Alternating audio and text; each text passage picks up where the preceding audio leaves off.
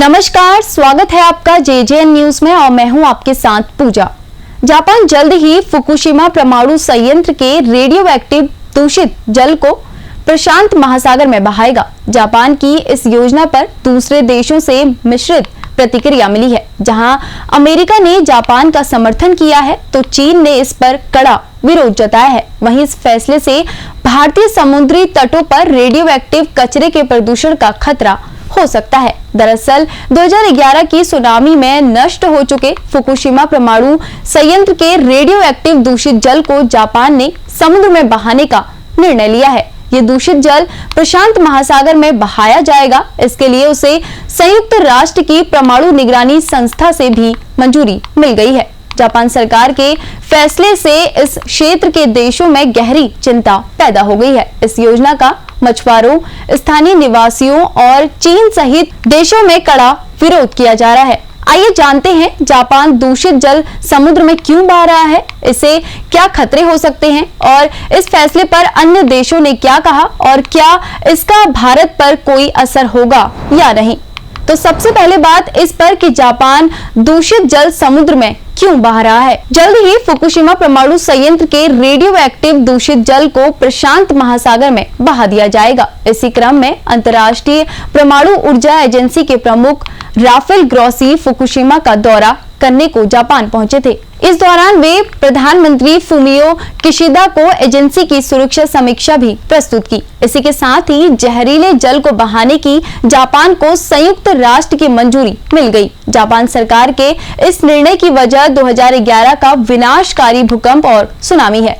इन आपदाओं ने फुकुशिमा परमाणु संयंत्र की बिजली आपूर्ति और शीतलन प्रणालियों को क्षतिग्रस्त कर दिया। इसका परिणाम ये हुआ कि रिक्टर कोर अत्यधिक गर्म हो गए और भारी रेडियोधर्मी सामग्री से संयंत्र के भीतर पानी दूषित हो गया और तब से रिएक्टर में ईंधन के मलबे को ठंडा करने के लिए नया पानी डाला जाता है। साथ ही जमीन और बारिश का पानी लीक हो गया है, जिससे अधिक रेडियोधर्मी अपशिष्ट जल बन गया है, जिसे अब उपचारित करने की जरूरत है। सरकारी बिजली company Tokyo electronic power company ने 1.32 मिलियन मीट्रिक टन अपशिष्ट जल के लिए करीब 1000 विशाल टैंक बनाए हैं, लेकिन जगह तेजी से कम होती जा रही है। कंपनी का कहना है कि ज्यादा टैंक बनाना कोई रास्ता नहीं है और उसे संयंत्र को सुरक्षित रूप से बंद करने की जगह खाली करने की आवश्यकता है। अब बात इससे क्या खतरे हो सकते हैं, इस बारे में TEPCO ने कहा कि रेडियोधर्मी अपशिष्ट जल में कुछ खतरनाक तत्व होते हैं, लेकिन इनमें से अधिकांश को पानी से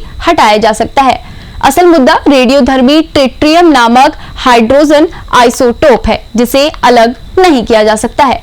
ऐसा करने के लिए फिलहाल कोई तकनीक नहीं है। जापान की सरकार और IAEA का कहना है कि दूषित पानी को बहुत पतला किया जाएगा और दशकों में धीरे धीरे छोड़ा जाएगा। इनका ये भी तर्क है कि ट्रिटियम प्राकृतिक रूप से पर्यावरण, बारिश में पानी और समुद्र में पानी, नल के पानी और यहाँ तक कि मानव शरीर में भी होता है, इसलिए समुद्र में थोड़ी मात्रा में छोड़ना सुरक्षित होगा। IAEA की रिपोर्ट ने ग्रोसी ने कहा कि उपचारित पानी को समुद्र में छोड़ने से लोगों और पर्यावरण पर ना के बराबर रेडियोलॉजिक प्रभाव पड़ेगा, लेकिन विशेषज्ञ इससे होने वाले जोखिम पर अलग अलग राय दे रहे हैं। वहीं कनाडाई परमाणु सुरक्षा आयोग का कहना है कि ट्रिटियम का अगर बड़ी मात्रा में सेवन किया जाए तो कैंसर का खतरा बढ़ जाता है। इस बीच अमेरिकी परमाणु नियामक आयोग ने स्वीकार किया है कि विकिरण के किसी भी संपर्क में स्वास्थ्य जोखिम पैदा हो सकता है। वहीं मनोवा में हवाई विश्वविद्यालय के कैवेलो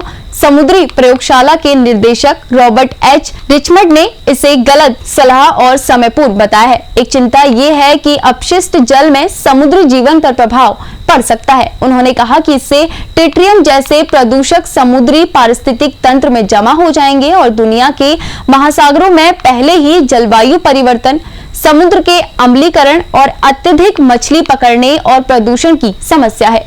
इसी के साथ ही खतरे सिर्फ एशिया प्रशांत क्षेत्र को प्रभावित नहीं करेंगे, बल्कि इसके पार फुकुशिमा से कैलिफोर्निया तक पहुंच सकता है। अब बात करते हैं कि इस फैसले पर दूसरे देशों ने क्या कहा। तो जापान की इस योजना पर मिश्रित प्रतिक्रिया मिली है। अमेरिका ने जापान का समर्थन किया है। विदेश विभाग ने 2021 में एक बयान में कहा कि जापान अपने निर्णय के बारे में पारदर्शी रहा है। वो विश्व स्तर पर स्वीकृत परमाणु सुरक्षा मानकों का पालन कर रहा है। ताइवान की परमाणु ऊर्जा परिषद ने कहा कि छोड़े जाने वाले ट्रिटियम की मात्रा कम होने का अनुमान है और ताइवान पर प्रभाव न्यूनतम होगा। हालांकि जापान के करीबी पड़ोसियों की ओर से इसका काफी विरोध हो रहा है। मार्च में एक प्रमुख चीनी अधिकारी ने चेतावनी दी थी कि अपशिष्ट जल समुद्री पर्यावरण और मानव स्वास्थ्य को अप्रत्याशित नुकसान पहुंचा सकता है। ऑस्ट्रेलिया और न्यूजीलैंड सहित प्रशांत द्वीपों के अंतर सरकारी समूह, प्रशांत द्वीप समूह और फोरम के महासचिव भी जनवरी में गंभीर चिंताएं व्यक्त की। उन्होंने कहा कि किसी भी महासागर में छोड़ने की अनुमति देने से पहले ज्यादा डेटा की आवश्यकता है। हमारा ये कर्तव्य है कि हम आने वाले पीढ़ियों के प्रति ये सुनिश्चित करने के लिए काम करें कि उनका भविष्य सुरक्षित रहे। वहीं दक्षिण कोरिया के प्रधानमंत्री ने इस पर समर्थन दिखाया और कहा कि वह अपशिष्ट जल को अंतर्राष्ट्रीय मानकों के अनुरूप उपचारित करने के बाद पी सकते हैं। हालांकि बाद में देश के विपक्षी नेता द्वारा बयान का उपहास भी किया गया। तो चलिए अब बताते हैं कि क्या भारत पर इसका कोई असर होगा या नहीं।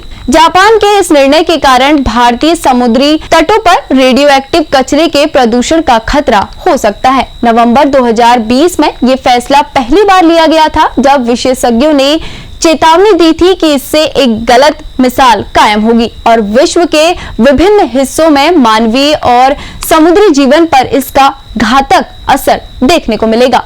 भारतीय रक्षा अनुसंधान और विकास संगठन के तत्कालीन महानिदेशक AK सिंह के मुताबिक ये पहला मौका होगा जब समुद्र में भारी मात्रा में रेडियो एक्टिव पानी छोड़ा जाएगा और ये दूसरों को इसका अनुसरण करने के लिए गलत उदाहरण बन सकता है। वहीं मानव नस्ल के अस्तित्व के लिए पर्यावरण और स्वास्थ्य से जुड़ी चिंताएं बेहद अहम है। इसलिए वैकल्पिक व्यवस्था के लिए वैश्विक स्तर पर बहस हो सकती है। इसी के साथ ही एम्स के सहायक प्रोफेसर युद्धवीर सिंह का कहना है कि खतरा इस बात पर निर्भर करेगा कि परमाणु जल में प्रदूषक कितनी मात्रा में है और उसकी प्रकृति क्या है, क्योंकि सभी तरह के रेडियो एक्टिव आइसोटोप लंबे समय तक शरीर में मौजूद रहने पर कैंसर का कारण बन सकते हैं। तो चलिए अब देखते हैं कि क्या प्रभाव इसका पूरे विश्व पर पड़ेगा। क्या ये पॉजिटिव होगा या नेगेटिव, ये तो आने वाला समय ही बताएगा। तो आज की इस खास रिपोर्ट में इतना ही। बाकी की तमाम ऐसी रिपोर्ट्स जानने के लिए आप बने रहिए JJN न्यूज के साथ। धन्यवाद।